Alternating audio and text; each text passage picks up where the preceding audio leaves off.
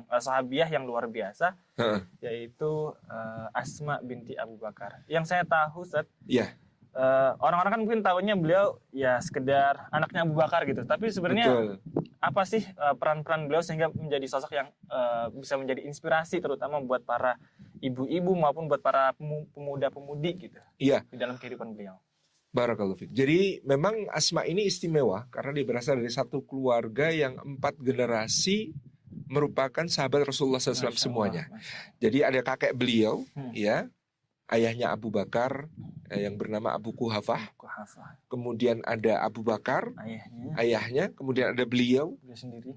Kemudian ada anaknya yang kemudian juga menjadi sahabat Nabi Shallallahu Alaihi Wasallam. Jadi keluarga ini 4 generasi adalah sahabat Nabi Shallallahu Alaihi Wasallam.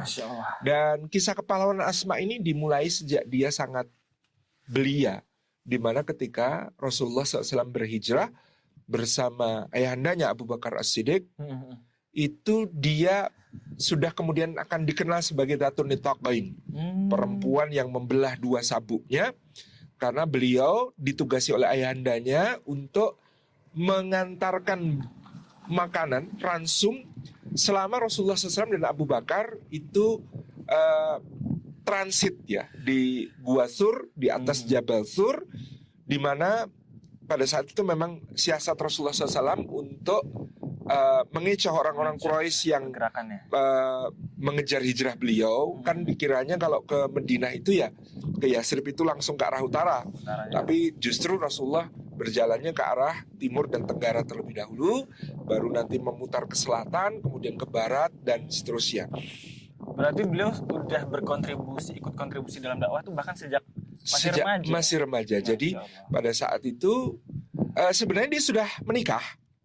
Waktu itu sudah menikah dengan Zubair bin Al-Awwam, salah seorang as-sabiqun al-awwalun juga. Dan bahkan memang Zubair bin Awam ini seperti juga Talha, seperti Utsman, itu masuk Islamnya kan lewat Abu Bakar. Jadi ini kayak junior-juniornya Abu Bakar dalam perdagangan, begitu kan. Dan kemudian dibawa untuk menghadap Rasulullah dan mereka pun masuk Islam. Nah, ketika menikah dengan Zubair, dan pada saat itu, pada saat Rasulullah dan Abu Bakar hijrah, sebenarnya kondisi Asma hamil. Maka kenapa dia membelah sabuknya itu ketika dia harus mengantarkan bekal ke atas Jabal Sur, mendaki gunung batu yang batu-batunya sangat tajam, keras, dan jalurnya sangat terjal, curam sekali itu beliau mengkhawatirkan kandungannya. Sehingga kemudian sabuk yang semula dia pakai untuk mengikat perutnya supaya kandungannya ini stabil begitu ya, itu karena dia memerlukan untuk membawa bekalnya, sementara nggak mungkin dipegang dengan 2 tangan untuk mendaki bukit. Bisanya adalah bekal itu kemudian harus diikat di punggung. Maka kemudian sabuk ini oleh beliau disobek menjadi 2 bagian.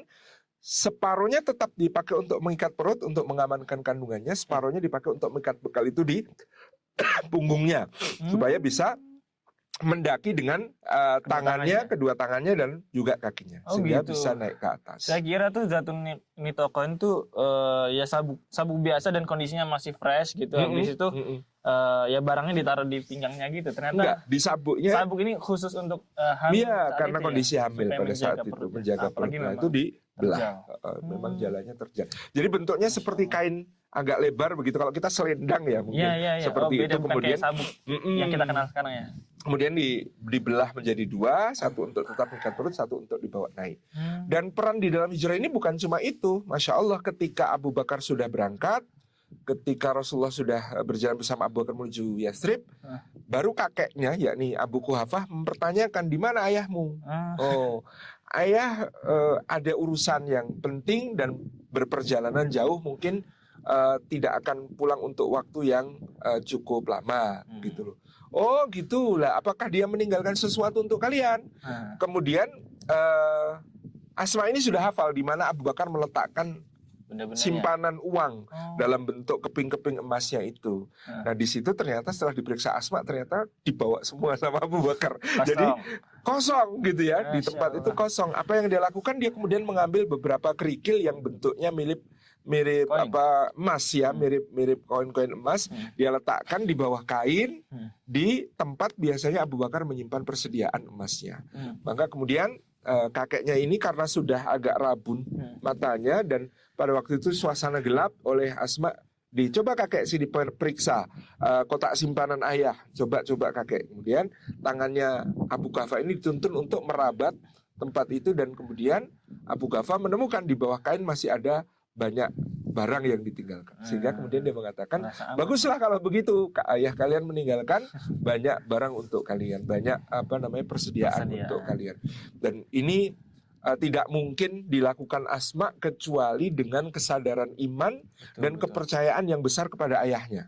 Jadi kita mungkin akan menemukan ada orang-orang yang berhasil dalam hijrah menjadi seorang pribadi yang baik, tapi dia tidak berhasil mengkondisikan keluarganya, sehingga keluarganya kontra terhadap apa yang dilakukan.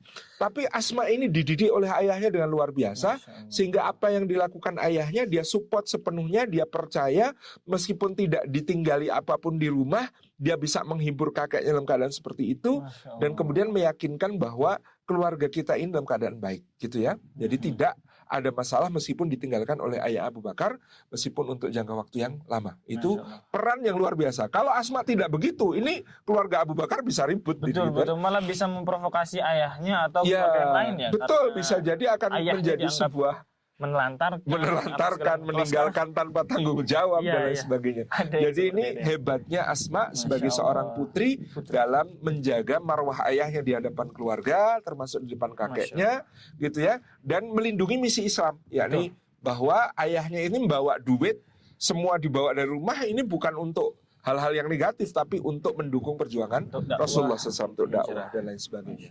Jadi itu peran Asma yang luar biasa. Kemudian setelah itu nantinya Asma juga akan menyusul hijrah ke Al-Madinatul Munawwarah. Dan pada saat itu di Madinah ketika Rasulullah datang, salah satu propaganda orang-orang Yahudi adalah kami sudah menyihir semua orang yang datang hijrah dari Mekah, ini nanti pasti akan mandul. Kayak gitu propaganda. Iya, propagandanya. Kalau dia hamil pasti keguguran. Kalau anaknya lahir pasti mati. Jadi mereka mengatakan, memprovokasi penduduk Madinah, ini orang-orang dari Mekah ini akan merepotkan kalian. Ini orang-orang dari Mekah ini bawa sial. Ini orang-orang dari Mekah ini akan menjadi bahaya di masa depan. Ini orang-orang dari Mekah ini kayak kamu melihara anjing, nanti kalau sudah gede dia akan menggigit kamu. Maka kami, kata orang-orang Yahudi, akan membela kamu. Kami akan sudah kerahkan tukang sihir untuk menyihir mereka. Mereka semua akan mandul. Ya, nanti yang hamil akan keguguran. Nanti yang melahirkan anaknya akan mati. Gitu. Nah, ternyata waktu itu Asma tiba di Madinah, 3 hari kemudian dia persalinan. Masya Allah. Dan lahirlah Abdullah bin Zubair, yang kemudian menjadi putra pertama dari Asma dan Zubair bin Al-Awwam pada saat itu. Dan Zubair ini istimewa karena kelahirannya begitu sehat, tangisnya sangat kencang, dan kemudian dia tampak udah kokoh dan perkasa dari bayi kuat gitu. Sehingga ini membatalkan semua klaim orang-orang Yahudi tentang mereka sudah menyihir atau mereka sudah membikin mandul dan membikin semua anak akan keguguran, bayi akan keguguran atau anak lahir akan mati. Ternyata ini anak yang sangat-sangat sehat, kuat. Dan bahkan ada satu riwayat, meskipun dhaif tapi namanya dalam sirah, kadang-kadang kan riwayat dhaif masih dipakai untuk melengkapi cerita. Konon Abdullah bin Zubair itu ketika lahir, kalau bayi lain itu nangisnya itu mungkin kata gak jelas, atau mungkin kata ummi atau kata apa gitu ya, yang spontan dari lisannya. Abdullah bin Zubair itu ketika lahir yang terucap sambil nangisnya itu Saif, pedang gitu ya, menunjukkan dia akan menjadi seorang yang pemberani, seorang yang luar biasa. Nah, inilah putra pertama dari Asma binti Abu Bakar, dari suaminya yakni Zubair bin Al-Awwam radhiyallahu anhu. Nah, di Madinah sendiri Asma tentu menjadi istri dari seorang pejuang besar yang dijuluki sebagai Hawari Rasulullah sallallahu alaihi wasallam. Sahabat. Hawari itu kan pengikut setia.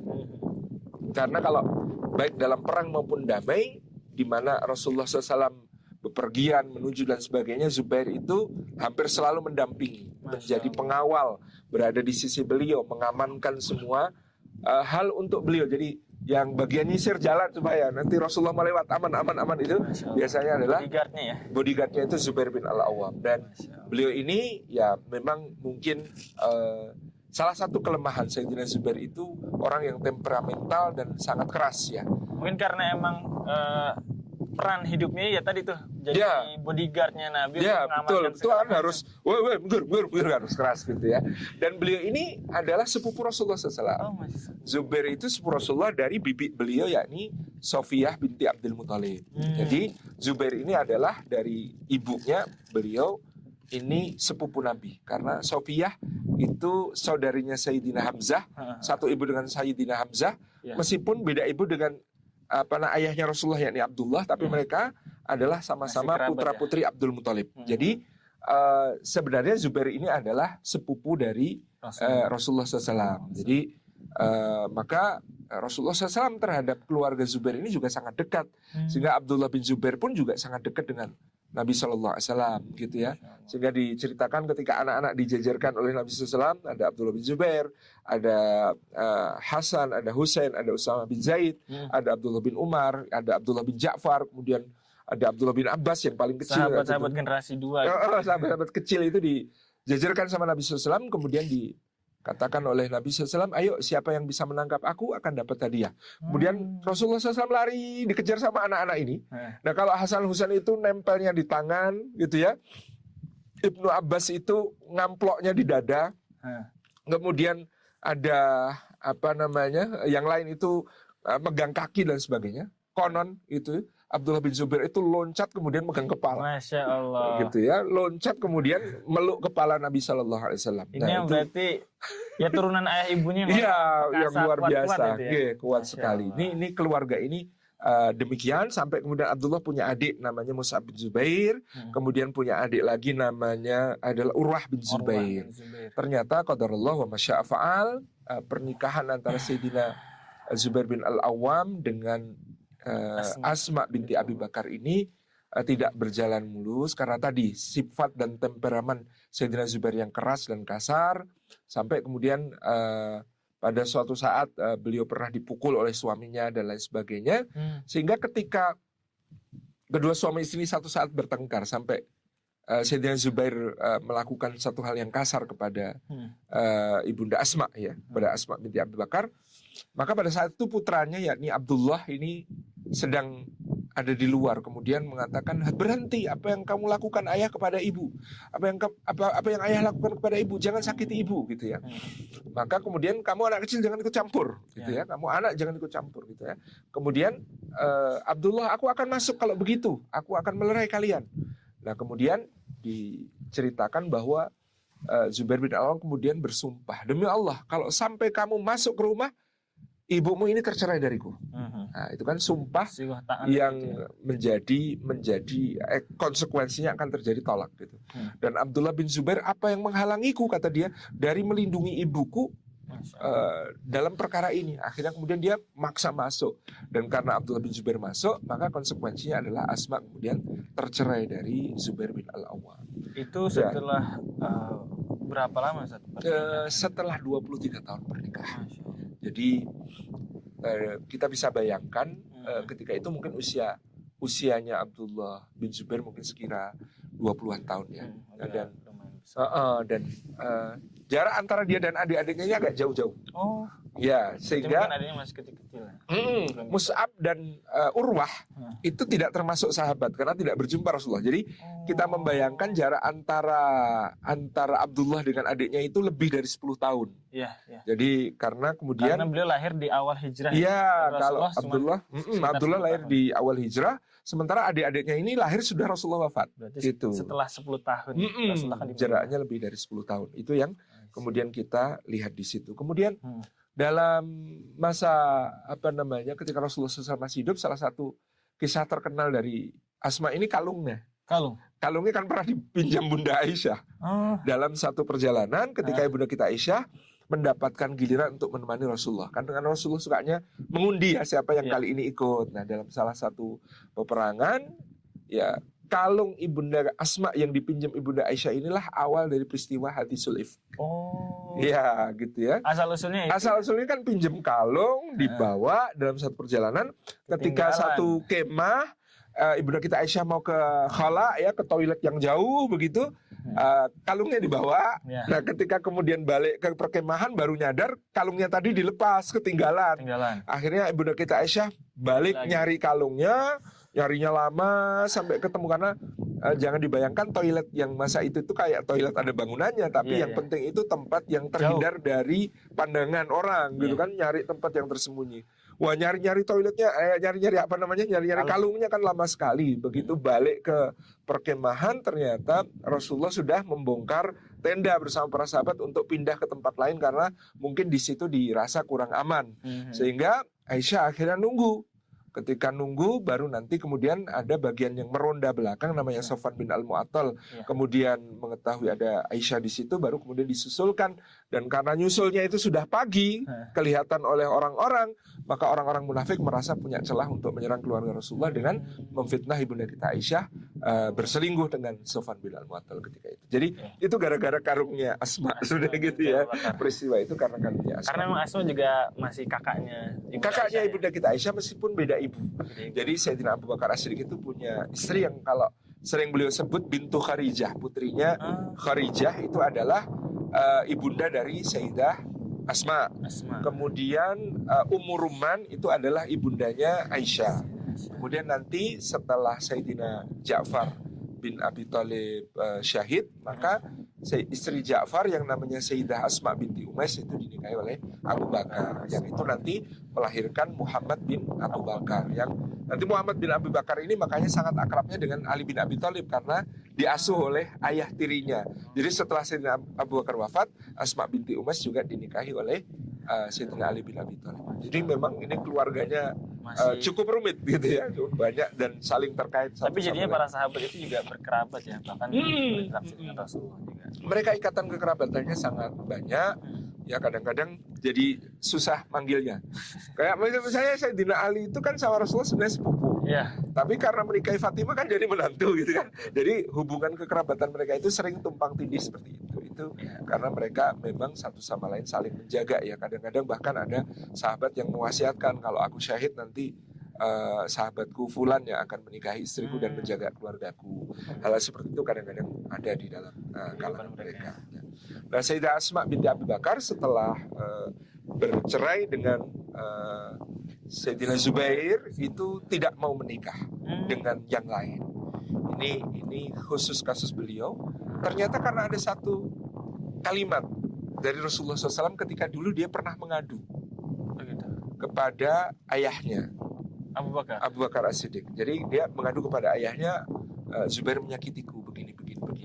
Maka Abu Bakar mengatakan, sabarlah wahai putriku, sesungguhnya aku mendengar Rasulullah bersabda, seorang wanita solihah yang menjadi istri dari seorang laki-laki yang soleh, kalau bersabar terhadap suaminya dan ketika suami meninggal tidak menikah dengan laki-laki yang lain, maka dia akan menjadi seorang wanita yang mulia di surga. Gitu. Jadi kalimat itu membuat Asma itu tidak menikah lagi meskipun dia diceraikan.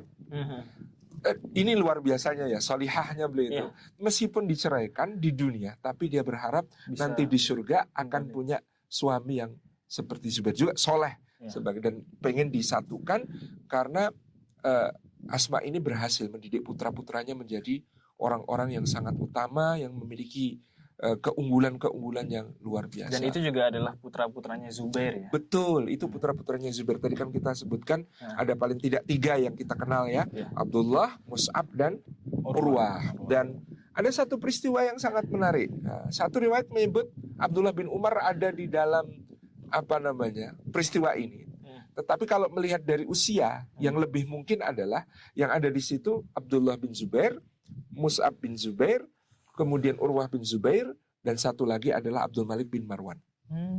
Jadi ada cerita mereka sedang berada di dekat Ka'bah. Tepatnya waktu itu di Multazam bahkan. Mereka berempat duduk-duduk berhalaqah di Masjidil Haram, di sisi Multazam. Kemudian mereka satu sama lain saling mengungkapkan. Ini putra-putra Asma ada 3 ini. dengan satu Abdul Malik bin Marwan yang adalah seorang putranya Marwan bin Hakam, ya, yang kemudian di hari menjadi khalifah juga dari Bani Umayyah. Nah, mereka berempat ini masing-masing mengemukakan apa yang menjadi cita-citanya. Satu sama lain mereka mengungkapkan cita-citanya. Abdullah bin Zubair itu mengatakan, aku ingin menguasai Hijaz dan melayani orang-orang yang berhaji dan berumrah ke Baitullah ini. Ini cita-citanya Abdullah bin Zubair. Kemudian Mus'ab bin Zubair ini cita-citanya lebih dahsyat lagi. Kata dia, aku ingin berkuasa di Irak, tanah yang subur, yang makmur, yang kemudian dengan itu aku akan berkhidmah dengan menyediakan pangan untuk kaum muslimin di berbagai penjuru. Dan aku ingin menikahi 2 wanita tercantik di zaman ini, kata Mus'ab bin Zubair. Karena dari bertiga yang namanya Mus'ab bin Zubair ini paling ganteng. Jadi memang yang dikasih nama Mus'ab itu ganteng-ganteng ya. Jadi ada Mus'ab bin Umair, ini Mus'ab bin Zubair. Dan Mus'ab bin Zubair ini ganteng, penyair yang hebat, sampai sekarang kita mewarisi ada syair-syairnya Mus'ab bin Zubair yang sangat indah. Ini romantis kan orangnya gitu ya. Dan dia cita-citanya menikahi 2 wanita paling cantik di zamannya. Sukainah binti Husain bin Ali bin Abi Thalib, yang kedua Aisyah binti Thalhah bin Ubaidillah. Jadi ada 2 wanita yang dianggap sebagai wanita tercantik di zaman tabi'in. Dua-duanya adalah Sukainah binti Husain dan Aisyah binti Thalhah. Ya, ini 2 wanita paling cantik di zaman itu. Nah, kemudian yang ketiga Abdul Malik bin Marwan, kan ini urut umur kali kita. Mereka ngomongnya itu urut umur. Abdul Malik bin Marwan mengatakan, aku ingin menjadi khalifahnya kaum muslimin semuanya untuk melayani mereka semuanya gitu ya. Kata Abdul Malik bin Marwan. Terakhir Urwah bin Zubair diem aja gitu ya. Kemudian ditanya sama kakak-kakaknya, "Hei Urwah, kamu nggak pengen apa gitu?" Kemudian Urwah mengatakan, "Enggak, aku cuma pengen ilmu." Gitu ya. Jadi makanya Urwah bin Zubair kemudian menjadi murid kesayangannya ibunda kita Aisyah radhiyallahu anha, belajar kepada beliau dengan keponakannya semangat. Ya, keponakan. Bahkan kalau Abdullah itu diangkat anak oleh Aisyah dalam kunyahnya. Ya, makanya jadi Abdullah. Ya, betul. Makanya satu saat ibunda kita Aisyah bilang sama Rasulullah, "Ya Rasulullah, wanita-wanita yang lain berkunyah dengan anak-anak mereka, padahal aku suka sekali berkunyah dan pengen sekali berkunyah, cuma aku tidak punya anak." Maka Nabi SAW mengatakan, berkunyahlah dengan putra saudarimu, yakni Asma gitu ya, yaitu Abdullah. Maka Aisyah dipanggil sebagai Ummu Abdillah. Dan dalam soal disayangi, di sisi Aisyah, Abdullah ini yang paling utama ya. Sehingga kadang-kadang kalau Aisyah marah gitu ya, marahnya kalau sama yang disayangi itu kan biasanya lebih parah daripada yang biasa-biasa saja. Sehingga satu saat Abdullah bin Zubair itu sampai minta bantuan, termasuk ke adiknya Urwah dan beberapa murid Aisyah yang lain. Nanti kalian masuk, bilang bolehkah kami masuk gitu ya.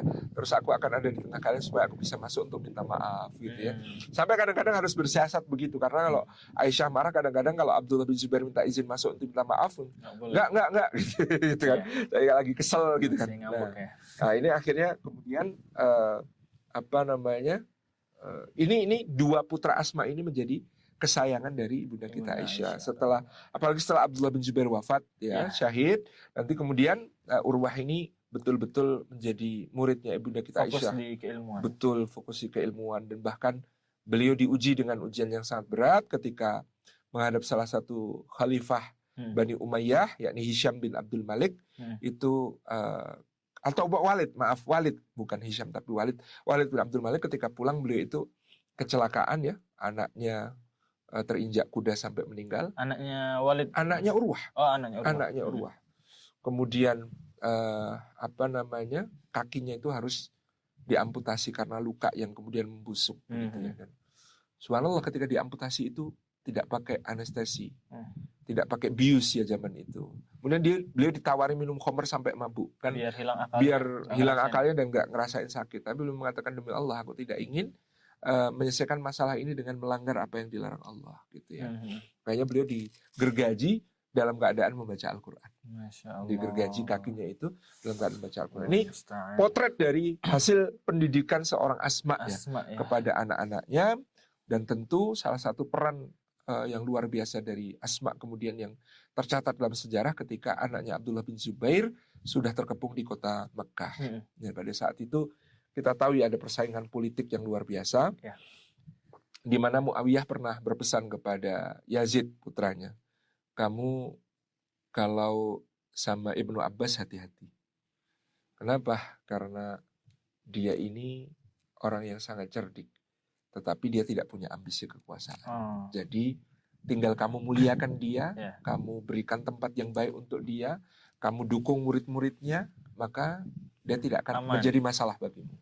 Demikian pula Abdullah bin Umar, orang ini sangat berpengaruh, tapi ketakwaan telah mengalahkannya. Jadi dia nggak akan ada ambisi macam-macam dan berambisi terhadap kekuasaanmu. Yang aku khawatirkan adalah Abdullah bin Zubair. Karena Abdullah bin Zubair ini berambisi dan dia punya kekuatan. Gitu ya. Jadi ini yang kemudian pada saat itu dipesankan betul-betul oleh Muawiyah kepada putranya. Tapi pernah ada kejadian Abdullah bin Zubair itu juga seakan-akan Muawiyah itu ngajarin anaknya, ngajarin Yazid gimana caranya menghadapi Abdullah bin Zubair. Jadi Abdullah bin Zubair pernah protes dari Mekah karena unta-untanya Muawiyah itu memasuki kebunnya tanpa izin. Nah, nulis suratnya itu keras. Wahai putra dari seorang perempuan yang telah mengunyah-ngunyah jantung paman paling tercintanya Rasulullah SAW. Wahai anak dari Abu Sufyan yang berulang kali telah menyakiti dan memerangi Rasulullah SAW. Dari Abdullah bin Zubair, putra Hawari Rasulullah, putra Dzatun Nitaqain yang membelah sabuknya untuk membela hijrahnya Nabi. Kalau kamu tidak menyelesaikan urusan budak-budakmu dan unta-untamu ini, maka aku yang akan bertindak. Gitu. Kemudian ditunjukin surat itu kepada Yazid oleh Muawiyah. Kata Yazid, orang seperti ini harusnya kita kirim pasukan untuk menghancurkannya. Enggak, kata Muawiyah. Aku punya cara. Ditulis surat kepada Abdullah bin Zubair, putra Hawari Rasulullah, putra dari Asma, wanita mulia bersabuk dua yang membela hijrah Rasulullah, dari Muawiyah bin Abi Sufyan. Aku telah membaca suratmu dan aku ridha seluruh untaku berserta seluruh budak yang menggembalakannya menjadi milikmu sebagai permohonan maafku kepadamu. Gitu ya. Politiknya seperti itu. Ini orang ini nggak bisa dihadapi dengan keras, harus elus. Kemudian ternyata Abdullah bin Zubair gara-gara itu datang ke Damaskus dan mencium kepala Muawiyah, mencium ubun-ubun Muawiyah dan mengatakan engkau memang layak jadi khalifah. Nah, terus kemudian Muawiyah itu bilang sama anaknya tuh, lihat, itu caranya menghadapi dia. Gitu. Nah, tapi Yazid meninggal. Ketika Yazid berkuasa, Muawiyah meninggal digantikan Yazid. Ketika Yazid berkuasa, dia tidak bisa berbuat apa-apa kepada Abdullah bin Zubair. Ketika Yazid meninggal, Yazid bin Muawiyah meninggal, dia digantikan putranya Muawiyah bin Yazid. Muawiyah bin Yazid cuma sebentar menyerahkan kekuasaan kepada mertuanya. Namanya Marwan bin Hakam. Marwan bin Hakam usianya sudah lanjut, hanya sebentar, kemudian jatuhlah kekhalifahan kepada Abdul Malik bin Marwan. Pada saat itu yang kumpul-kumpul. Nah, ketika Abdul Malik bin Marwan menghadapi Abdullah bin Zubair ini, dia bingung. Bagaimanapun ini teman, ini orang mulia, ini orang baik. Sahabat. Dia nggak akan tega melakukan apa-apa. Kemudian datanglah seorang yang bernama Al-Hajjaj bin Yusuf, orang yang punya dendam kepada Abdullah bin Zubair. Jadi dia pernah mengajukan satu proyek mungkin ya kepada Abdullah bin Zubair di Hijaz, nggak diterima. Akhirnya dia kemudian mengatakan, saya bisa menyelesaikan masalah ini tentang adanya dua khalifah ini untuk tuanku. Bagaimana caramu? Ya saya akan hancurkan Abdullah bin Zubair. Enggak, aku nggak mau kayak begitu. Tuanku tidak perlu ikut-ikut. Tutup mata tuanku, biar saya selesaikan semuanya untuk tuan. Nah, itulah Al-Hajjaj bin Yusuf yang kemudian setelah menguasai Irak, kemudian menyerbu ke Hijaz dan kemudian mengepung Abdullah bin Zubair di kota Mekah. Dan pada saat itu bahkan dia menggunakan manjanik untuk menghancurkan Ka'bah gitu ya, sampai runtuhlah Ka'bah pada saat itu. Dan Abdullah bin Zubair masih terus bertahan pada saat itu. Sampai kemudian Abdullah bin Zubair akhirnya menemui ibundanya, meminta nasihat. Ibu Asma binti Abu Asma tampil kembali di usia yang sudah hampir 100 tahun. Ketika itu di usia yang senja, tapi masih seorang yang wanita berpendirian kokoh yang luar biasa. Ketika itu Asma juga baru saja berduka karena di Irak Al-Hajjaj itu sebelum menghancurkan Abdullah bin Zubair di Mekah, di Irak sudah menghancurkan Mus'ab bin Zubair, adiknya tadi yang berkuasa. Iya, berkuasa betul. Berkuasa. Dia berkuasa, berhasil menikahi dua wanita yang disebutnya, tapi akhirnya gugur. Ya, kemudian dia ke Mekah. Disitulah kemudian Asma diminta nasihat oleh Abdullah bin Zubair. Ibu, apa yang harus saya lakukan? Aku bertanya kepadamu, nak, apakah engkau yakin di atas kebenaran? Aku yakin, Ibu. Gini. Apakah engkau yakin yang memerangimu ini di atas kebatilan? Aku yakin. Kalau begitu, apa yang buatmu ragu? Bertawakallah kepada Allah, nak. Ambillah jalan perjuanganmu itu sebagai jalan untuk berjumpa dengan Rasulullah dan para sahabatnya di surga. Jadi disemangati luar biasa. Kemudian akhirnya Abdullah bin Zubair minta didoakan. Ketika minta didoakan, dia mendekat, kemudian ibunya memeluknya. Didoakan, setelah didoakan, kemudian ibunya ini meluk, nyentuh. Ini apa, nak? Berat sekali, nak, yang kamu pakai ini, nak. Ini baju besi, Bu, untuk aku bertahan di dalam peperangan ini. Baju besi ini tidak bermanfaat bagimu, nak, ketika ajal datang. Tapi menurut ibu, lepaskan baju besi ini, dan sebagai gantinya pakailah celana rangkap, nak, supaya ketika engkau syahid nanti auratmu tidak terbuka. Itu nasihat luar biasa dari seorang ibu gitu ya. Jadi beliau saat itu kondisinya berarti memang sudah genting, sudah sulit juga genting, sulit untuk membalikkan keadaan. Maka, karena mindsetnya udah syahid gitu. Karena pada saat itu ada berapa ratus ya, mungkin sekitar 200 pemanah terbaik Habasyah di sisi Abdullah bin Zubair, yang seandainya 200 pemanah terbaik itu tetap di sisi beliau, Abdullah bin Zubair mungkin menang. Tetapi apa yang terjadi? Ketika Abdullah bin Zubair sedang lewat, para pemanah ini yang lagi istirahat, mereka menyebut hal jelek tentang Sayyidina Utsman bin Affan.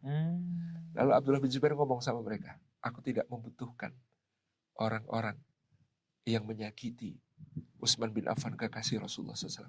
Pergi kalian semua dari sini.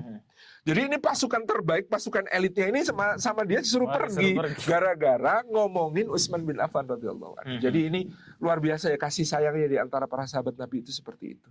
Nah, akhirnya kemudian ya pasukan Hajjaj dengan leluasa akhirnya bisa merangsek masuk, dan kemudian Abdullah bin Zubair ini gugur syahid pada saat itu, dan jasad beliau kemudian digantung oleh Al-Hajjaj sementara kepalanya dikirim ke Damaskus. Jasad itu konon digantung di Masjidil Haram sampai 3 bulan. Dan selama 3 bulan itu jasad inilah yang menjadi parfumnya Masjidil Haram karena mengeluarkan bau harum yang semerbak di seluruh Masjidil Haram. Sampai akhirnya setelah bulan ketiga Hajjaj dinasihati, ini kalau nggak kamu turunkan jasad ini, makin bikin orang yakin Abdullah bin Zubair benar dan kamu ini batil, nanti kamu diperangi. Akhirnya kemudian dia cepet-cepet turunin karena ternyata ini malah jadi parfumnya Masjidil Haram. Karomahnya wangi sekali seluruh Masjidil Haram karena jasad Abdullah bin Zubair digantung di situ. Nah, setelah membunuh Abdullah bin Zubair, si Hajjaj ini mendatangi Asma. Bu, kata Asma, aku bukan ibumu. Kamu bukan anakku. Tetapi kamu adalah orang yang telah membunuh anakku. Bu, aku ini bagaimanapun juga menghormati ibu. Aku tahu ibu ini datun di tokoh yang begini-begini. Aku tahu keutamaan ibu.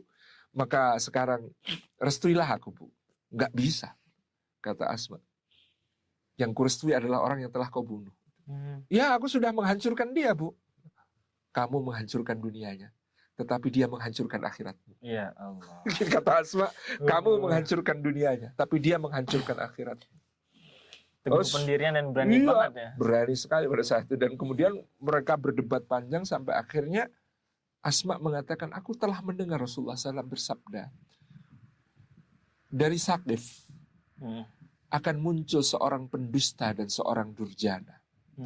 Adapun pendustanya seluruh dunia tahu, namanya Musailimah Al-Kadzab. Adapun durjananya, aku sungguh yakin itu adalah engkau.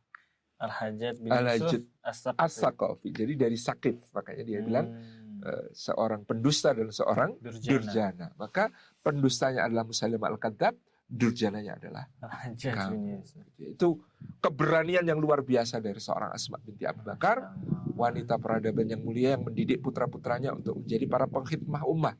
Jadi kita bisa bayangkan Abdullah bin Zubair itu niatnya menguasai Hijaz juga untuk berkhidmah dalam soal haji dan umroh sebagai tradisi dari suku ibundanya Bani Hashim maupun suku dari ayahnya. Gitu. Ya. Kemudian Mus'ab juga mengkhidmai Irak untuk tadi menyediakan pangan bagi seluruh penduduk kaum muslimin. Demikian pula Urwah untuk menjadi sebuah pilar ilmu di kalangan para sahabat. Dikatakan Urwah bin Zubair adalah salah satu dari 7 fuqaha Madinah yang menghimpun ilmu para sahabat untuk diwariskan pada generasi berikutnya. Dan inilah Asma teladan dalam keteguhan sampai akhir hayatnya di hadapan seorang yang berkuasa penuh dengan kekuatan yang luar biasa tanpa rasa takut sedikit pun mengungkapkan kebenaran. Masya Allah, banyak banget pelajaran dari Sayyidah Asma binti Abu Bakar ini.